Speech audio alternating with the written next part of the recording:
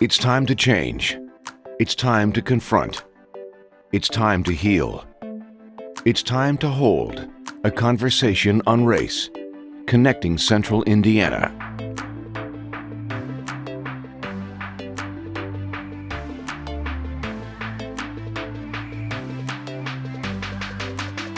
Good evening, and welcome to this conversation on race, connecting Central Indiana. We have witnessed weeks of demonstrations demanding social justice, especially on the issue of racial equity. Discussing race is never easy. That is why WRTV and Radio 1 have made the commitment to lead the discussion with many voices of people with purpose looking towards progress. Tonight, you will hear from city leaders and members of the Indianapolis community about the challenges facing Indianapolis. We hope to answer several questions, including how did we get to this pivotal moment in our city's history, and how do we, working together, move forward? Good evening, everyone. I am Tina Cosby, host of Community Connection on AM 1310 The Light and 92.7 FM of Radio 1. We are going to jump right in, so please allow me to introduce our esteemed panel. Dr. Patricia Payne. She is a longtime educator in the Indianapolis public school system, one of the top-rated civil rights attorneys to come along in quite a while, but Michael Sutherland has done it. So Michael, welcome to our discussion today. He is the president of the Indianapolis City County Council, Mr. Vaughn. We have been tasked with answering the why as we get this conversation going, the why on race in Central Indiana, meaning why, how did we get here in Central Indiana? And Indianapolis and Marion County pretty much mirrors most of the nation. There are disparities in educational achievement between predominantly white township schools and IPS schools, which are predominantly Black and brown, and even some disparities among the township schools, which are separating into areas of race.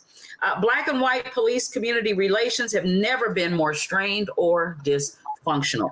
Michael, you've been involved in some legalities and some legal action with law enforcement. Unemployment among Black and brown residents of the county remains nearly double that of the overall rate, the unemployment rate among Black and brown. And then you have the police killing of George Floyd, broadcast around the world, poured on top of all of this, and that is where we are today. We don't have time to go back too far, but just the past 6 years, how did we get here in Central Indiana, and how do we undo it? I was just going to say it's called systemic racism, and it's so refreshing to finally hear people really talking about what the problem is. And it started way back when, and very intentionally started.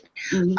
And of course, Indiana was right in there. In fact, Indianapolis was right in there in terms of making sure that people of African descent were held back. When you, we use the analogy of the Monopoly game.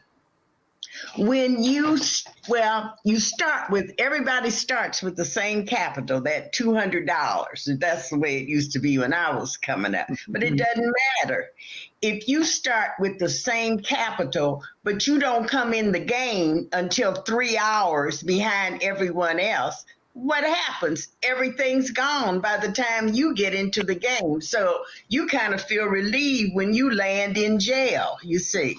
So when you start that far behind, it's very hard, if ever, to catch up. And all of these laws and policies that were put in place many, many, many years ago, including things like the GI Bill, when we'd be over there fighting, but when we'd come home, nothing, but the white soldiers got everything.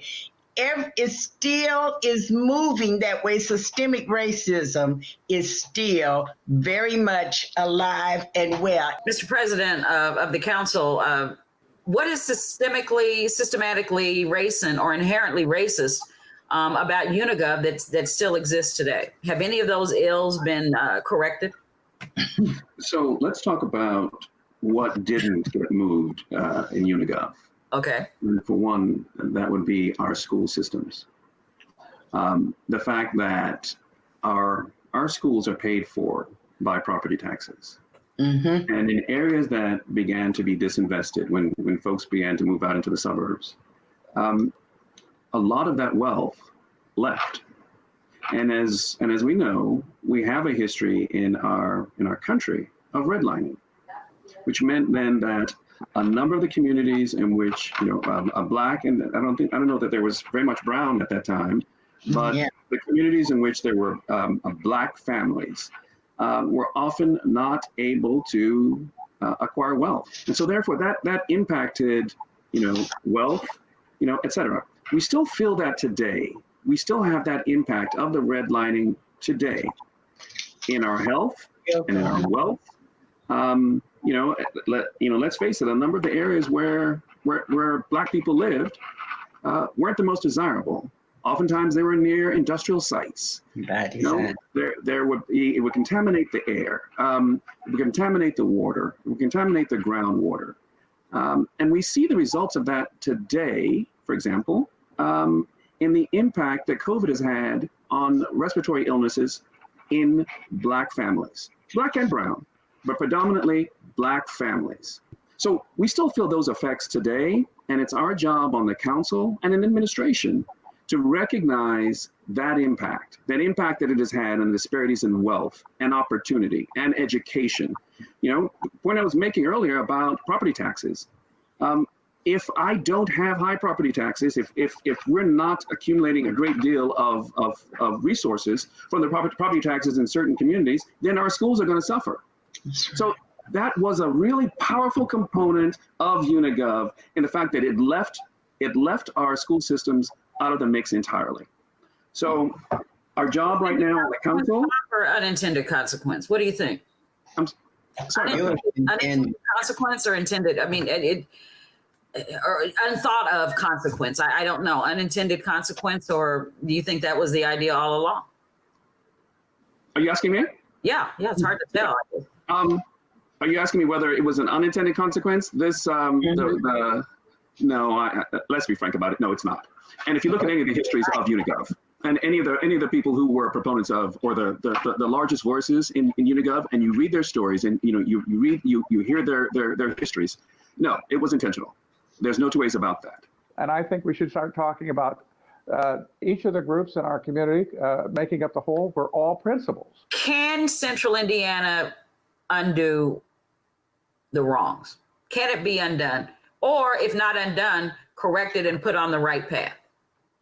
Can it happen here in Central Indiana? And I'll let Dr. Payne, you're nodding, so I'll let you go first. I was just going to say, we may be able to put it on the right path, but like I said, it's all according to who's in place and who's willing to do the work. Okay. It takes a lot of work, beginning with your own self. Self-awareness. President Ossoly. It took 400 years to get here. Let's be realistic. We can get ourselves on the right path, but as Dr. Payne is saying right now, we've got to have people in positions to ensure that it has longevity, that it is sustainable, that it gets legs that will long outlive all of us. And that takes a commitment and a determination to get these things addressed, and a constant normalizing of the discussion. That if we don't normalize that discussion, we will allow it to sort of fade into a grayness that it has existed in this gray nebulous area where we're kind of aware that there's racism kind of thing, but it's really not all that bad, and you probably don't have it here. It's for those people over there. No, it is up to us to continue to say we have to address it. We won't change necessarily hearts. That's up to God, but we can change actions.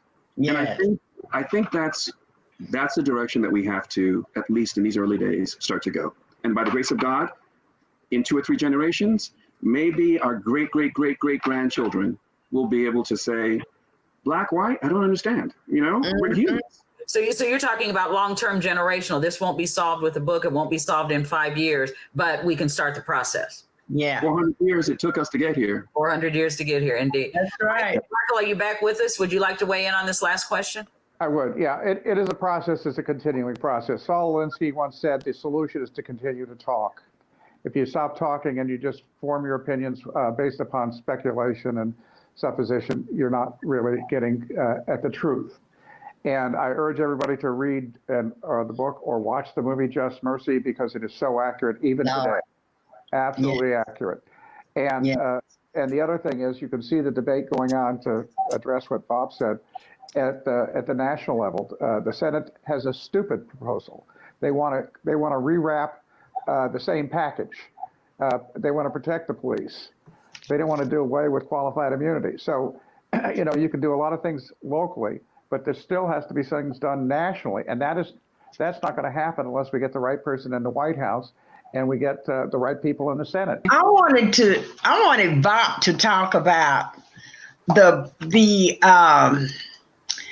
I don't know if it's a resolution or what that has just been passed with the city county council that deals with the disparities and the personalities in the city that you are addressing. Is that declaring racism a public health crisis? Is that the one, the resolution declaring racism a public health crisis? Yeah, that. Okay. Sure, and I'm excited to talk about that for the simple reason that we got enough data, and there's enough data nationally, obviously, to indicate the impacts of racism on health. And Dr. Payne, you and I have had numerous conversations about this and how important it is to put everything on the table so that there is nowhere to go. Let's have a frank and open discussion. How do we best identify these items? And now as we move forward, they're irrefutable because they're facts and now they're documented. Exactly. So it is basically, we are resolved to, one, collect data disaggregated by race on the staffing, on the procurement, and the contracting, and the uses of our government funding, so that we can begin to approach this equity that we have found that has been lacking, these many generations. How can we, the whole idea is that we will intentionally look at where we have our disparities and question one another on the decisions that we make, whether our decisions are actually further impacting disparity or relieving disparity. Mm-hmm. And, even as we come to our budget hearings in these next 8 weeks, that will be one of the questions that we will have for every presentation. We said in the early days when we did our very first race and equity, gathering for all city county employees, within the city county building itself. One, we're going to normalize this particular discussion, and we're going to work to make sure that race and equity is within the DNA of city government. So it's not an add-on that, let me check off that box. Right. No, it needs to be automatic. You've been battling these inequities in court, civil and criminal. You've gone against the police departments. In one particular case that I'm familiar with, you won after, I don't know how many years, but 13. Okay, 13 years.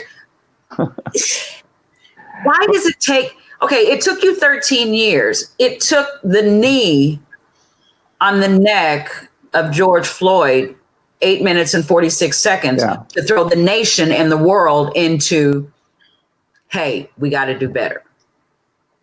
Can anybody explain that? Let me give you another example of one in Indianapolis, if I could. This was a black man who was being followed by a police officer, and he waited for him to do something like didn't turn his signal light on, and then he began to chase him. And the man was 30-some years old. He didn't know his way around that neighborhood, so he finally bailed out of his car and ran, and he was tackled. Sound familiar? And so he's tackled, and one of the officers gets a pair of handcuffs out, puts him on his hand, and uses it as a weapon and hits him in the head. And he dies. He doesn't die immediately. He dies in the paddy wagon. The police responded by saying first, he fell down and hit a manhole cover. That's why he has these marks on his head. Right. The second one was he must have hit his head in the paddy wagon. We probably didn't have him secured. The third version was they must have died of drugs. Now, this is the police statement's spokesperson saying this without any evidence. And finally, after about four years, I get an eyewitness who came as a good Samaritan to help the officer. He says, "Oh, I saw the whole thing." And they took a video of me to demonstrate how it was. And they hid that video for 4 years. But the officers, none of them ever got disciplined. So I want to go back to this. If the police do this deliberately and the FOP participate in this, you're never going to have community trust. Thank you all so much for being with us this evening. The conversation does continue. WRTV is teaming up with Radio 1 for a conversation on race, connecting Central Indiana. And in this segment, we will focus on the now, where we are today, the current climate of race relations, and where do we go from here. My name is Marc Mullins with WRTV, and I'm joined today by two panelists for the discussion. Adrianne Slash is the president of the Exchange at the Indianapolis Urban League, and Jessica Louise is a community organizer with Indy 10 Black Lives Matter. Thanks for joining us today. Thanks for having us. Let me start with you today, Adrianne. Let's talk about what actions are being taken now that are visible and tangible that can improve race relations in Central Indiana. I think that the first and foremost piece is people are uncomfortable and starting to become more uncomfortable with being uncomfortable. Whether they want to or not, we're having the opportunity to have conversations that we've only halfway had for the past 50 years. We've come quite a bit of a way, but we haven't gotten past the politeness. We haven't gotten past having conversations about things that people don't want to talk about. And right now, pleased as punch, I hate to say it that way, but that we're okay, and we're finally moving into a place where it's okay to say Black in every sentence of a paragraph and not just in one, shadowed by African American from the beginning. But we're comfortable being Black, and we're comfortable having a conversation about Black lives. Jessica, you've been organizing with Indy 10 Black Lives Matter. That's been a tangible movement that we've seen in the streets of Indianapolis and in its suburbs as well. So that's obviously one way that we are seeing changes being made for relations in our area. What are you hearing when you're out there from other folks who are marching about what they think it's going to take to improve race relations now? I think that, like Adrianne said, that conversations are important, but in addition to conversations, we need actions. So with those actions, when you see us take to the streets, when you see us provide support and help and resources to people who are looking for safe and secure ways to express their grief and their rage, in addition to that, it gets us under the lens of organizations and under individuals who have the power to affect change. The City Council for Indianapolis passed a declaration that said that racism is a public health emergency, and that is going to get tangible resources into the hands of the communities that we serve. We've been able to speak with several nonprofit organizations in regards to their policies and procedures and how those policies and procedures translate into equity, not only for their employees and staff, but also for the communities that they say that they serve. So direct action is just one way that people can get involved, but that direct action is opening up doors for conversations to happen, for equity to be established for everyone. Uncomfortable conversations. I've been having more of them lately myself. Have you been having more uncomfortable conversations, and have people been admitting that this is uncomfortable for me, but I'm going to go with it? I can answer that question, yes. The best place that I can tell you, representing a body of young professionals that are trying to find safe spaces right now, because everyone has become a D&I professional to their company, to their friends, to the people in their neighborhood. The uncomfortable conversations have started off for some in the ways where it goes a little something like this. Well, you've never said anything to me like that. Is that really how you feel? Is that something that happens to you in your life? And the response now, we're hearing more people actually respond. Yes, of course, I'm Black. I live in America. I've had these days. I'm not necessarily sure that this has always been something we've been open to having a conversation about. And then also we know that we've got a lot of organizations and companies alike that have wanted to make a statement or have wanted to jump in at some point. And what we have to tell them is, sure, we can have those conversations, but it's extremely important for you to know that you can make a statement, you can post a time, but if you haven't changed your board makeup, if you haven't changed your hiring practices, if you haven't gone from just a diversity number and spread, but to a space where people feel as though they belong and are welcome to be in those same spaces, then we're just going to sit here and be uncomfortable for a while. Do you think that's sustainable? Do you think companies are really going to make a dedication to fighting systemic racism in ways that last years to come? I think we're at a start, and I have nothing but praise to give to Indy 10 and all of the work that they've been doing on the front line, because that's really, it's a lot that we've been saying things, we've been attempting to hold organizations accountable, we've been attempting to hold companies accountable, but until they're really uncomfortable, their bottom lines are affected, their ability to serve people, their ability to go on with business as usual is interrupted. It sometimes can be hard to hear. Let's talk a little bit about some of the conversations that we've been having or questions that we've been asked. And one that I've been getting quite a bit is from people who say, I don't understand how we got here, or why there was such unrest and rioting and destruction and I can understand the peaceful protests, but I don't understand when things get out of line. Jessica, have you heard any of those kinds of comments and engaged in those conversations where you have to explain how we got to this place and why it keeps happening throughout history? I absolutely have. The day after the Friday unrest happened in late May, we actually met with the mayor of Indianapolis as well as some members from his team because they had some of the same questions. The onus is absolutely on the city of Indianapolis and Indianapolis Metropolitan Police Department. People are tired of waiting for justice. People are tired of waiting for equity to happen. And so what you saw was a culmination and a manifestation of years of misconduct and mismanagement by the city. People are still grieving for Eleanor Northington. People are still grieving for Aaron Bailey. People are still grieving for Christopher Goodloe and Mac Long and all of these other lives that we've lost in Indianapolis because of IMPD. And when you don't see justice and you also see things be perpetuated in other areas and you see the response to that, people feel like that is their only way for them to get the city's attention. We've advised Joe Hogsett and his administration how to manage these things. No one has reached out to the families. There haven't been any recommendations for officers to be fired. There haven't been any firings or reassignments or trainings. I want to also talk about the catchphrases that we're hearing in response to the Black Lives Matter movement. A lot of people do say all lives matter. Wait a minute, this should be about everyone. Why is this something that the people who want to be allies, the allies who are speaking out, people who have questions, how do you make them understand that, yes, we understand all lives matter, but why is Black Lives Matter such an important point to get across? Adrianne, let's start with you. So I think that it's very important that people have a very full understanding that if that's really where they want to land on things, that they need to make sure that Black Lives Matter within that.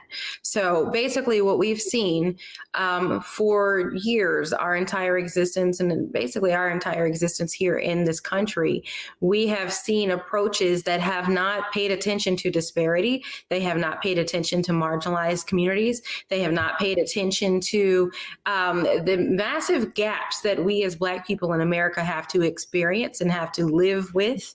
And so it's hard for me whenever someone says that to me as a rebuttal, because the first thing that comes to mind for me is, so if that's the case, then you need to make sure that all the ways that you show me that my life doesn't matter, that you're willing to do the work to make up that gap if you want us to be okay with your statement. Jessica, as a community organizer with Indy 10 Black Lives Matter, how do you convey that Black Lives Matter? How do you get people to hear it and understand it?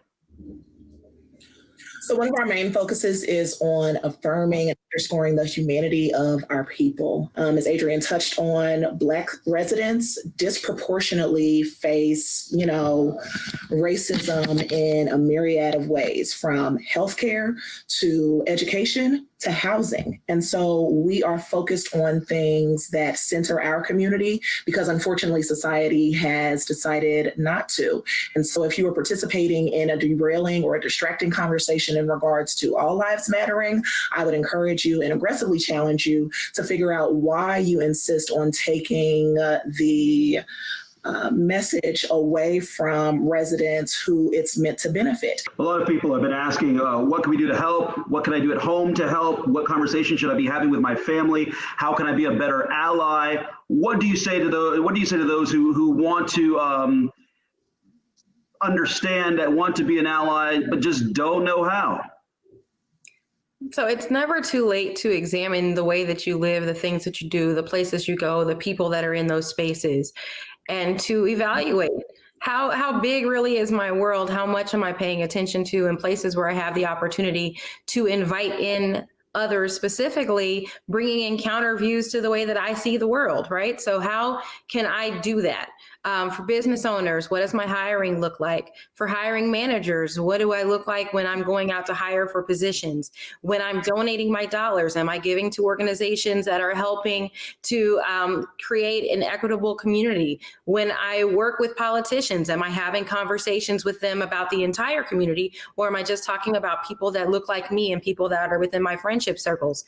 There's a very serious system that we've been living within here in this country, and it's extremely important, even here in Indianapolis, where people like to say that we do it better than other places, that we start to become extremely uncomfortable and get comfortable with opening the door and letting more people in and making sure that equity is really our goal, not just fairness, not just equality, but equity. Last topic I want to cover today involves this focus on removing monuments, of changing labels, companies changing labels, of tearing down statues. Your views on what's happening and what we can learn from this movement of looking at different parts of our history and saying this needs to change or this needs to be understood. Should these monuments be coming down? Should they be put into context? Should they be in museums so we can learn from the past? I want all the monuments down. I want the monuments down. I want Mount Rushmore restored to the indigenous people whose land it was carved into. I'm in favor of all of them being removed. They don't need to be in museums. I think we have a clear understanding of the history of the United States. And if we don't, then we can go to the McGraw-Hill textbooks that are in our schools. There is not equity in education. And so we are taught white history. None of these people whose monuments have been erected are in danger of having their history erased. Racism is still around. The things that they have benefited from are still around. White supremacy is still around. And so every monument, in my opinion, can come down. Yeah, and I would say, she said all the things, and there's no real add on to that other than we will continue to demand all the actions behind the words. And so I think that you can look for in this city specifically, I can't speak for other people. I don't know what others are planning to do, but we will be calling for actions behind all the statements. I don't think that there has been a statement that's put out that someone didn't take note of, and we will be looking for it, whether it means hiring practices, whether it means donor dollars, whether it means the support they put behind their Black employees, the growth opportunities, the pipelines that they build out of our communities directly into their companies. We will be looking for the actions. We will be looking for the ways that they can break down systemic racism within the infrastructures inside their companies and inside of our community. And we will be trying our very best to hold them as accountable as we possibly can. And so who knows, there could be some that wish that they didn't say what they said because they didn't think through what was coming next. But I'm pretty sure there is a consultant that's waiting for them to call and say, can you help me? Because they're all going to need some help. Plenty of work still to do, accountability, but having the conversation is what it has to be about at this point. Up next is my colleague at Radio 1, Karen Vaughn, talking about a conversation that many Black families have to have called The Talk. Welcome, everyone. This segment is The Talk. It's the discussion that most parents have, with their kids, but Black and brown parents have an additional talk, the talk about what to do whenever they're stopped by a police officer or confronted by an individual. Now, as parents, we always assume that, at some point our child is going to come in contact with a police officer in a number of situations, good and bad, but we never know when someone else who is not a police officer will decide to be the judge, jury, and executioner, as seen with Trayvon Martin and most recently, Ahmaud Arbery. So we have a panel here from Central Indiana that we're going to join in and talk about the talk that we have with our children. So I would love to introduce and thank you so much to all of our panelists for taking part in this. INPD Deputy Chief of Performance and Policy, Kendall Adams, City County Councilor Maggie Lewis, and CEO of the Boys and Girls Club of Indianapolis, Indiana State Rep Gregory Porter, and Zion King, who is a senior at Kentucky State University. Welcome. So my first question, Gregory, I'm going to hand that off to you. What does the talk mean in Black households? From my window, the talk in Black households is, how do you act out in public when you are in front of a police officer or in general? When I had talked to my children and young people now, the program that we have is how are you going to be polite? How are you not going to get rattled by any situation? Conflict resolution is important. We have to teach people about conflict resolution regards to every day in life. But when we enter dealing with the officers or people of authority, how do you continue to maybe role play? How do you have a conversation with your friends versus the police officer or by anyone through different lenses? So if you're talking to your friends, your principal, police officer, your coach or whatever, how do you communicate? And from my perspective, it's not just it's a talk in general. It's an attitude in general. And unfortunately, we have to understand those conversations and how we do communicate with individuals that we encounter. And Kendall, I want to ask you, because you relate to this topic from both sides as a police officer and father of Black children. How did you have this conversation with your kids? Yeah, so, it's an important conversation that I have as a parent, as a police officer, and as a person who lives and works in this community. And I have this conversation with my daughter quite often about her perceptions about what she's seeing nationally versus my expectation of how she should interact with persons of authority. And I'm not just talking about police officers. I'm talking about, your counselor, to some degree, your mother, your parents.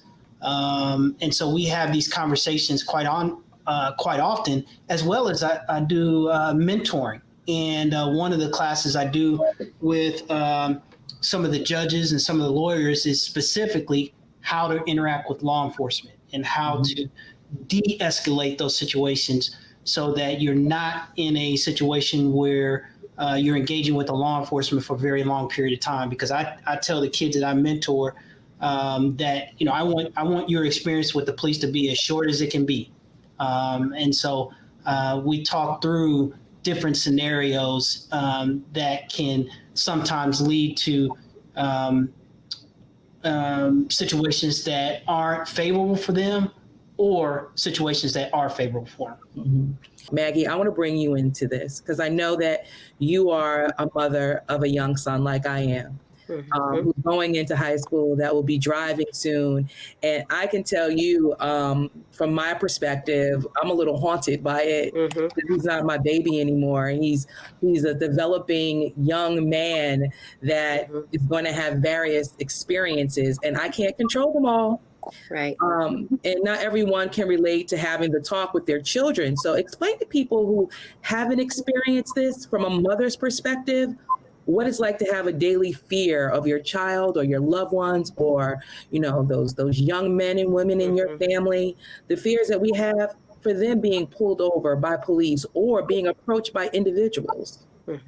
So as a mother, they're always going to be our babies, regardless of what age they are, right? Like we want to protect them as much as we can. So those talks are important, but also we know that they're necessary. Like we have to have these challenging conversations with our kids. My young man is 13 years old, right? And we started having the talk really early in life, but specifically at 8 years old, I'd say. I think it's been 12 years since Trayvon Martin was murdered, and we had to have that conversation with our young man, our baby, about being Black in America. And it's necessary. I feel guilty having that conversation with him at times, but again, I recognize that I have to talk to him and be honest about what's happening in our country. And Zion, I know that you have joined in Kendall and through other organizations, you know, being a part of the workshops in regards to what to do when you're confronted by an individual or a police officer. And how has that helped you? It's more than a talk to me. It's kind of like a manual for survival almost.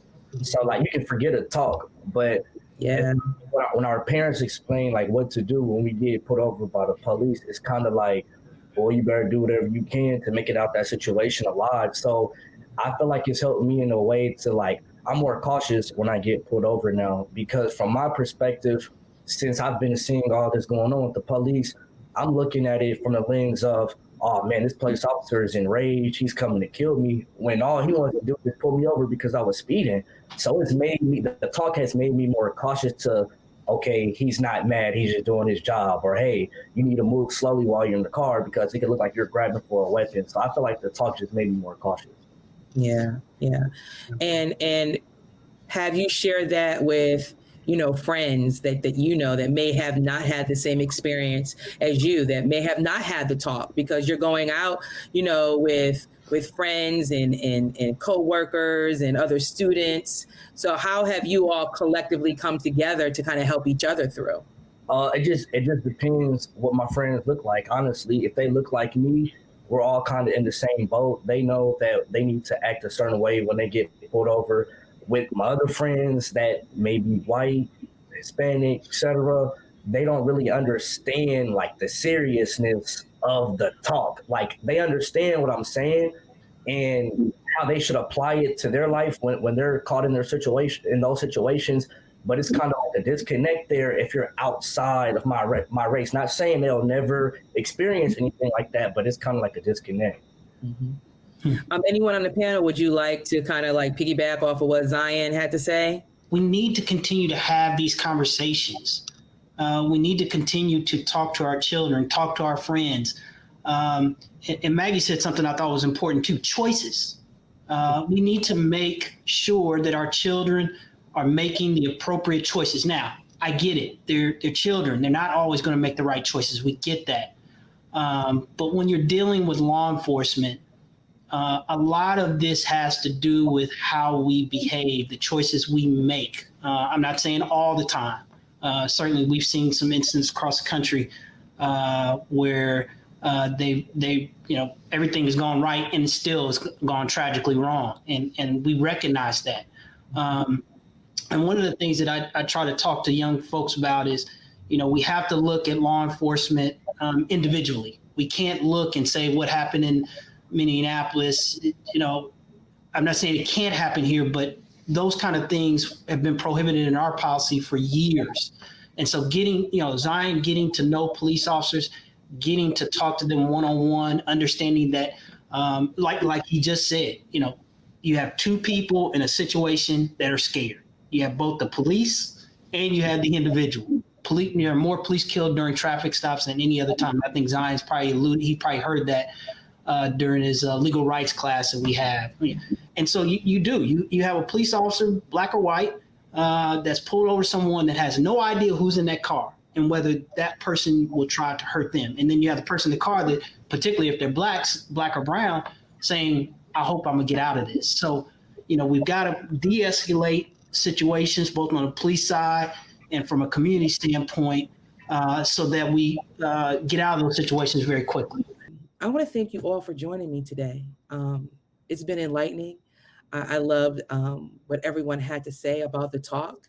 And I think that we've helped others be able to have the talk with their children. Yes, we're passing the torch over to you. And we're also passing the torch over to Rafael Sanchez. He is going to dig deeper into our next steps.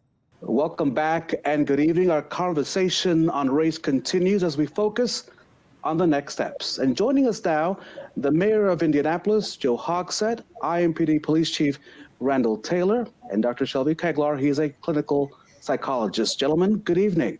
Good evening. Good evening. When I say Black Lives Matter, Mr. Mayor, what does that mean to you?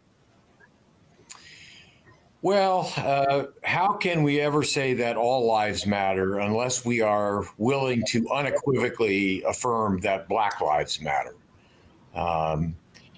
Black Lives Matter means that everyone in our community is valued and has value.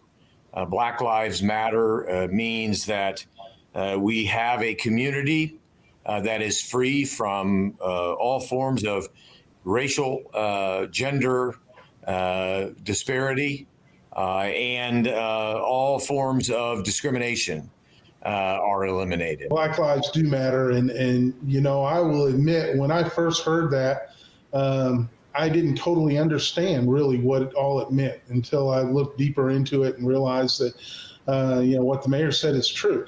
Black lives do indeed matter. I think the tendency is sometimes to say all lives matter. But I now understand that, like the mayor said, if Black lives don't matter, then really no lives matter at all. So totally behind that and understand it and feel for that movement and understanding that all of the injustices that occurred have to be addressed in order for us to move forward as a city, a state, and a country. When I think about the term, what created the need for that term, I think about that over the years, 400 plus years, and in America and the diaspora, that those of African descent lives have not mattered, that we have been treated as property, and that with the report over the years, such as the Kerner Commission, things have not changed in terms of the value of those of African descent lives in America. So when I hear the term Black Lives Matter, it just reinforces what has happened in this country over the years, that we have not mattered and we've been treated less than human in some instances. Mr. Mayor, during this program, we've had about 40 minutes of a robust conversation. So let's get to what's next. How do you want to be held accountable on this issue, on this critical issue? Give me your personal checklist that you want me to go back and in 6 months or a year say, yes, Mr. Mayor, you have accomplished these things in light of the conversation we are having right now. Well, most immediately, the chief and I together, along with IMPD generally, do need to make a substantial change in terms of public safety. That would be the most obvious and immediate first step that needs to be taken. And I'm pleased to report that steps are being taken in that regard. We are in the process of reviewing and changing our use of force policy. We are in the process of creating a civilian use of force review board, so with civilian participation. We have changed the civilian police merit board in substantial ways.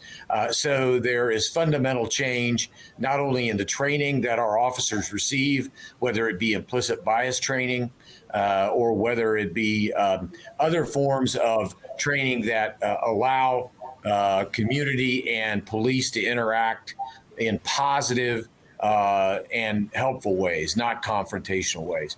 But to answer your question, and I don't mean to filibuster here, it really involves so much more than what we are immediately focused on in the area of public safety.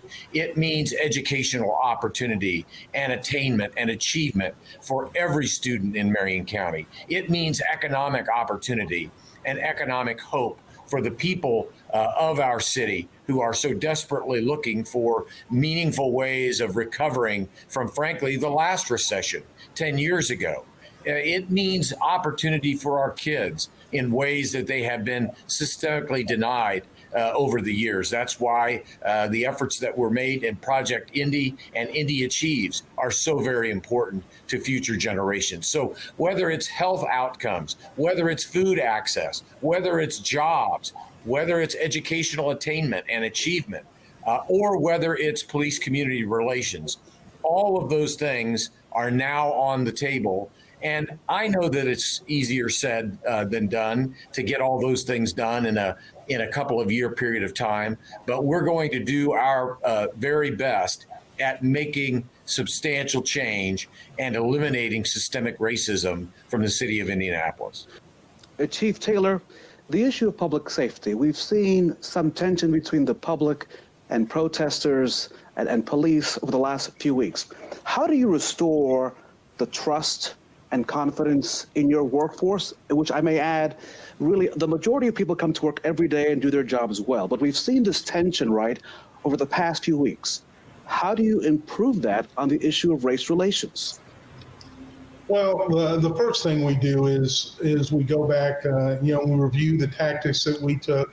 I know I heard a lot of comments from the public that didn't want us to use tear gas or pepper ball and those kind of things. So I spoke with some of those groups, and I think one of the things we'll do moving forward is to make sure that we give clear and verbal warnings before any of those things are dispersed, but really to question really, is that the best tactic? Is that really what we have to do in order to protect life or property?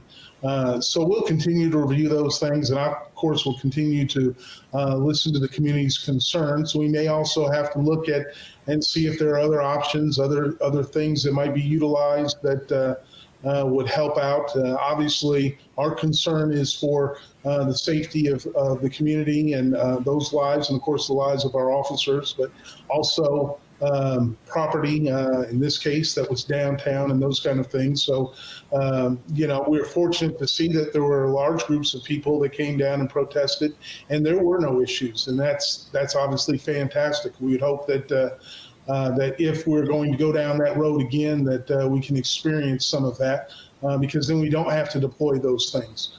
Chief, the mayor has made a commitment to body cameras for all police officers beginning by the end of the summer. Will that happen? Yes, sir. The mayor also talked about the use of force review board. When will we see that group put together? When will we see first the policy and then the group? Sure. Well, the policy is under review. There have been some recommended changes to that, so we hope to get that out within the next few weeks. But it will. The one thing we do know is that we'll have some civilian participation. Whether that's the majority of the makeup of the group or not remains to be seen. But we know that there will be civilian participation in that, and that's something that hasn't happened in the past. So really, I'm excited to see how that works out, and hopefully people understand we're not opposed to those things. We understand that we work for the public, and we'll do our best to try to get a policy together that takes both sides into account and makes it beneficial to everyone. Dr. Keglar, in recent days, words like enough, tired, I can't breathe have taken on a rallying cry demanding racial justice. For those that are using those terms, in this moment in time, are those the words to push this agenda forward? Yes, I think they are, because any barriers that we have that leads to helplessness and hopelessness is what that means. And that's what causes the frustration and the terms enough is enough. Any barriers that leads to hopelessness, and helplessness. Mr. Mayor, every city in the country faces a limited budget, and you've heard already calls on the issue of public safety across the country, a push to rebuild police departments, to redirect funds to social services. How will you answer that call here in Indianapolis? As some people say, why don't we take some dollars from different departments, Metro Police, for example, and redirect them to social workers and other folks that could maybe assist and support the police department in some critical needs? Well, we have over the last 4 years made an unprecedented commitment to more law enforcement officials, to better equipment, to more safe equipment for our officers. Body cams just happen to be one. And I don't see our administration moving away from better safety, better equipment, better technology, so that you can have a safer community. Chief, when you hear people in the public suggest that dollars should be redirected from you to other programs that some say are necessary, what's your reaction to that, sir? On this issue, as we take a look at this issue of racial disparities and this tension between the public and police. Sure. So I guess I'm probably like a number of chiefs. I have concerns if you're talking about changing the budget to law enforcement. However, I will acknowledge that there are different programs that could use additional funding. I guess my concern would be if it's going to come out of the police department budget, where is that going to affect the police department?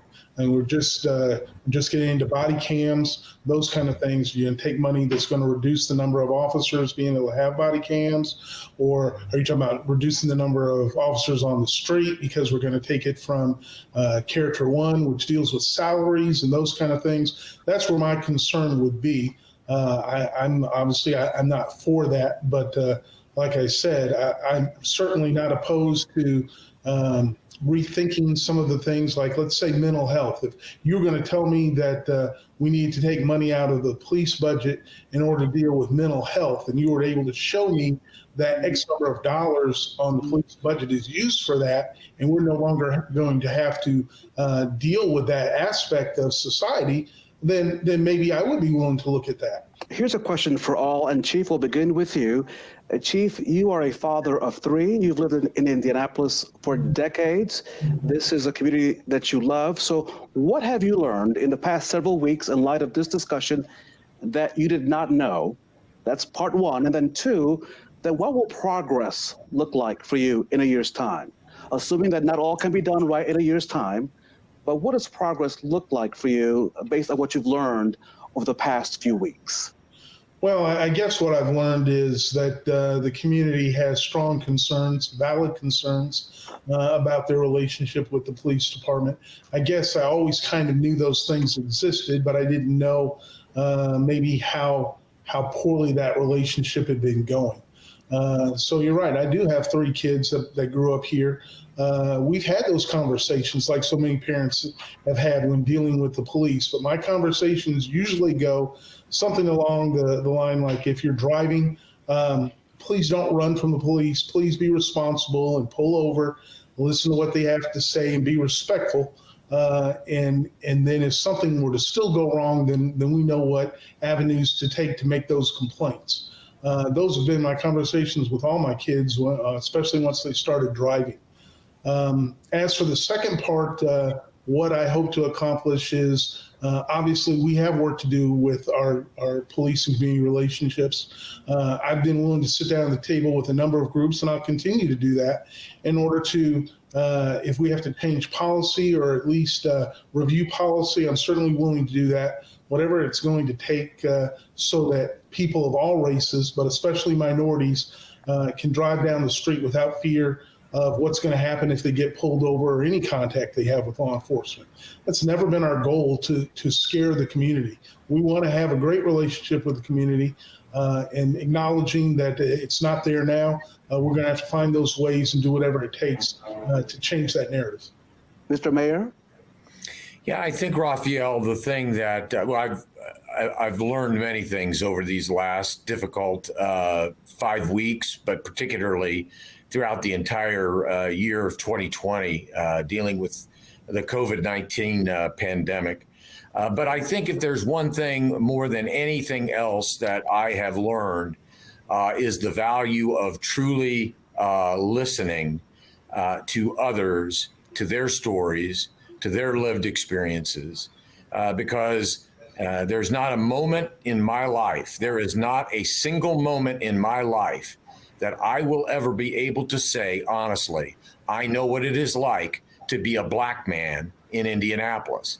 And if that is true, and it is, then it is critically important that I listen to all individuals in our community, no matter the race, no matter the gender, no matter the ethnicity, to be a better mayor so that I can profoundly understand the unique set of circumstances and challenges that they face every single day.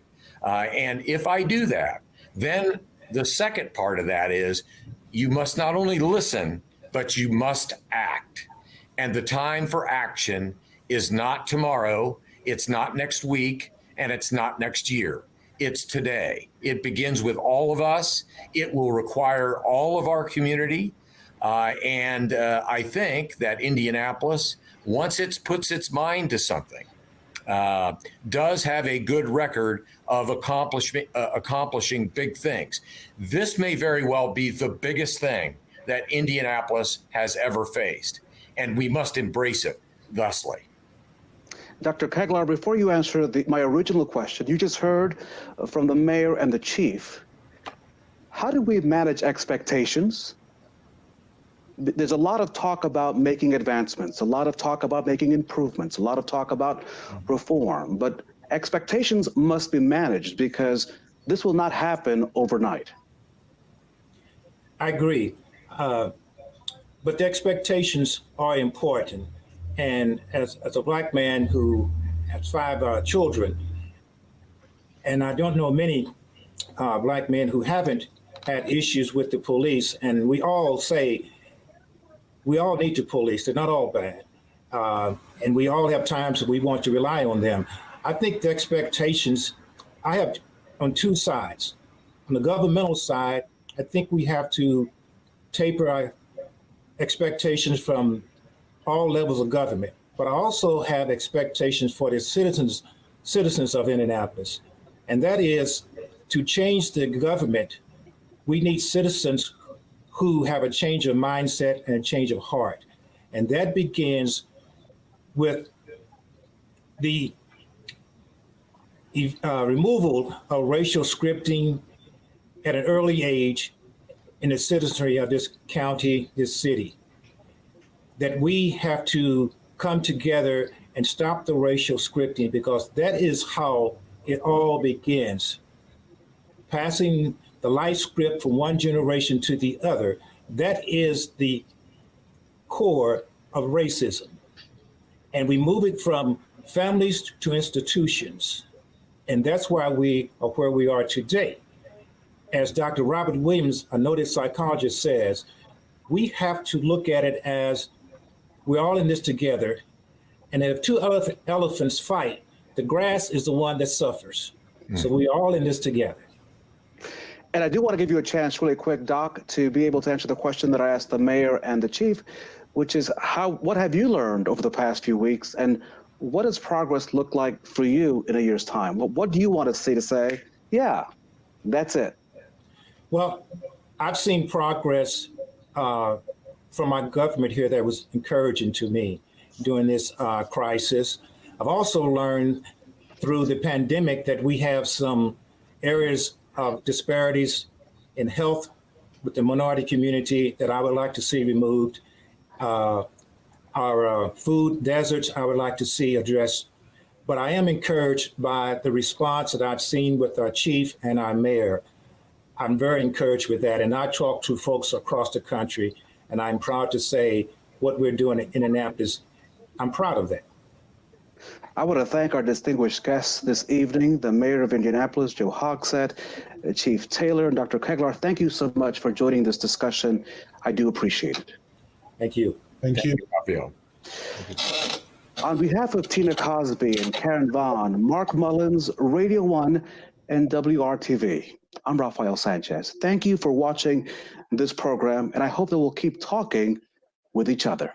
Have a good evening.